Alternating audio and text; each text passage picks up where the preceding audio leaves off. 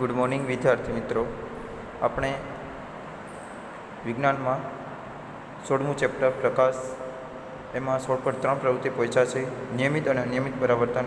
તો મિત્રો જનરલી કહી દઉં, નિયમિત પરાવર્તન એટલે શું અને અનિયમિત એટલે શું. તો નિયમિત એટલે કે જે સપાટ, જે લીસી સપાટી પર પ્રકાશનું પરિવર્તન થાય. દાખલા તરીકે કાચનું, તો કાચની સપાટી પર જે પરિવર્તન થાય છે ને, જો આ કાચની સપાટી છે એ બધા નિયમિત છે. અહીંયાથી ક્રોસ થયું તો સીધું જ જાય, આમ મતલબ કે કંઈ આડાવડું થતું નથી.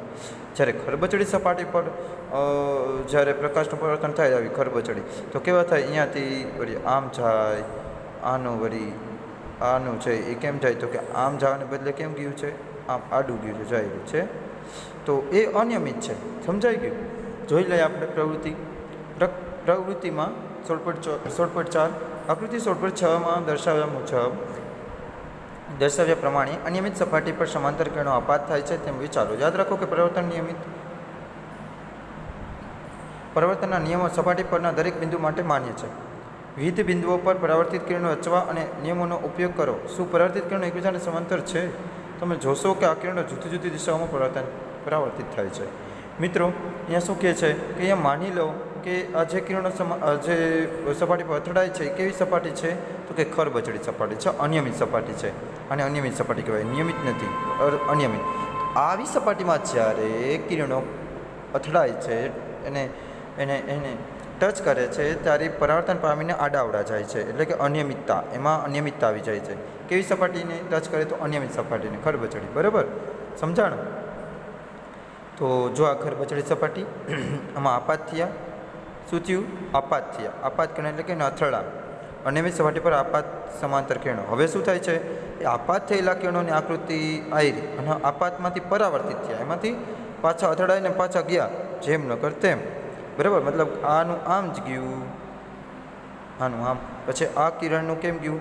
કિરણ આમ ગયું. સમજાય છે? જુઓ, તમે જુઓ છો, આમાં શું હતું? આમ સીધા, આમ વ્યવસ્થિત જ જતા, કારણ કે પ્રકાશન આનાથી જ આપણે આ દિશામાં જોઈશું તો સીધું જ દેખાય છે. ખબર છે ને? નિયમિત છે, સોરી. બરાબર, તમને મેં સમજાવવાનું હતું, સમજાવી દીધું, તમને સમજાવી તો ગયું હશે. જ્યારે બધા સમાંતર કિરણો ખરબચડી કે અનિયમિત સપાટી પરથી પરાવર્તિત થયા પછી સમાંતર હોતા નથી, તો આવા પરાવર્તનને કેવું કહેવાય? વિખરાયેલું કે અનિયમિત પરિવર્તન કહેવાય. કેવું કહેવાય?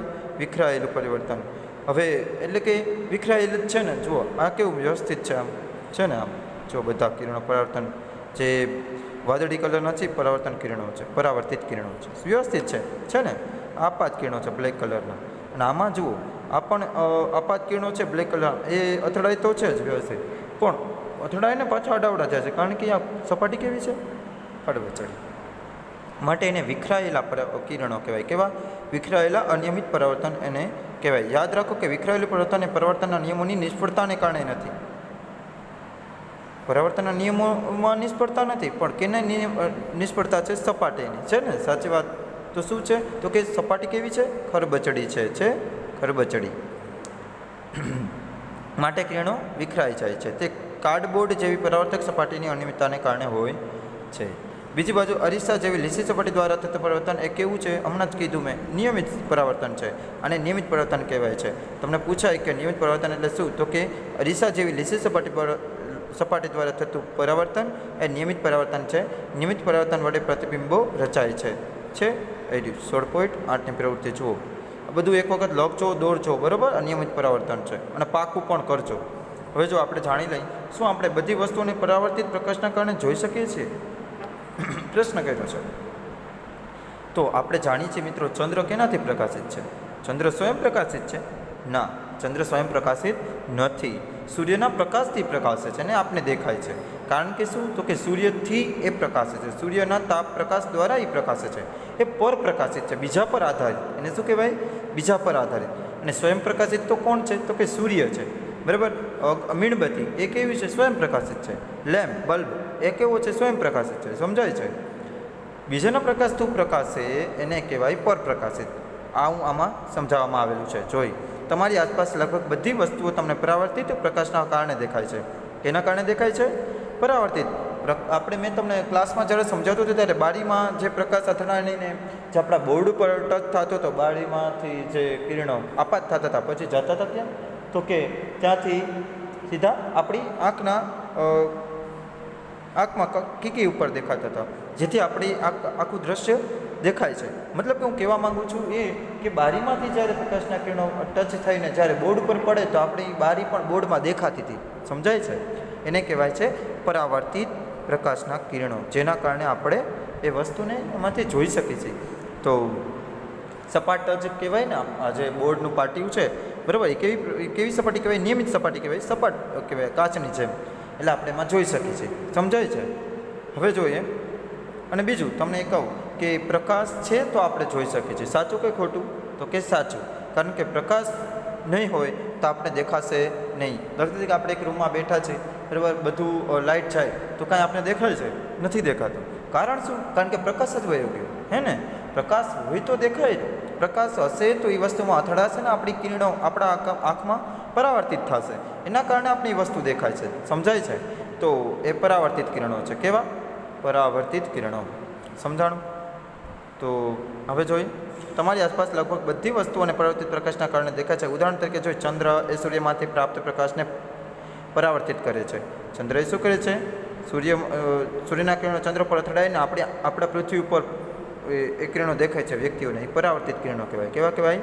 પરાવર્તિત કિરણો. એટલે સૂર્યના પ્રકાશને ચંદ્ર પરાવર્તિત કરે છે. આ રીતે આપણે ચંદ્ર જોઈએ છીએ. જે વસ્તુઓ બીજી વસ્તુના પ્રકાશમાં જે વસ્તુઓ બીજી વસ્તુઓના પ્રકાશમાં ચમકે છે તેમને પરપ્રકાશિત ઇલ્યુમિનેટેડ વસ્તુઓ કહે છે. એટલે કે જે બીજાના પ્રકાશથી બીજા પર આધારિત છે. ચંદ્ર કેવો પ્રકાશિત છે? તમને પૂછાય છે અને સમજાવ્યું પણ છે. ચંદ્ર પરપ્રકાશિત છે, એ સ્વયં પ્રકાશિત નથી.